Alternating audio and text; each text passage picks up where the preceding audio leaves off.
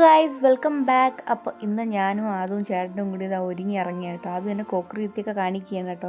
കാരണം എന്താ വെച്ചാൽ ഞാനും ചേട്ടനും ആദുവിനെ കൊണ്ടുപോകാതെ ആശുപത്രി പോയില്ലേ, അപ്പോൾ പിന്നെ ഇന്ന് എന്നെയും കൂടെ കൂട്ടിയിട്ടാണ് പോകുന്നതെന്നൊക്കെ പറഞ്ഞിട്ടാണ് കേട്ടോ കൊക്കറിത്തിയത്.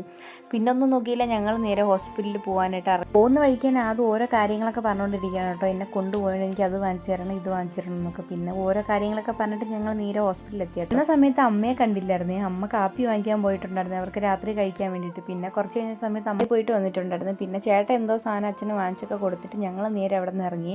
ഇപ്പോൾ ട്രെൻഡിങ് ആയിട്ട് വന്നുകൊണ്ടിരിക്കുന്ന ബൺ മസ്കയും ഇറാനി ചായയും എന്തോന്നും പോകുന്ന വഴിക്ക് കണ്ടിട്ടുണ്ടായിരുന്നു. പിന്നൊന്നും നോക്കിയില്ല, ഞങ്ങൾ അവിടെ നിന്നിട്ട് കഴിക്കാമെന്നാണ് ആദ്യം വിചാരിച്ചത്. പിന്നെ ഞങ്ങൾ വിചാരിച്ച് എന്തായാലും വീട്ടിൽ വാങ്ങിച്ചുകൊണ്ട് പോകാമെന്ന്. പിന്നെ അവിടെ നിന്ന് പാഴ്സലും വാങ്ങിച്ചിട്ട് ഞങ്ങൾ നേരെ വീട്ടിൽ പോവുകയാണ് കേട്ടോ.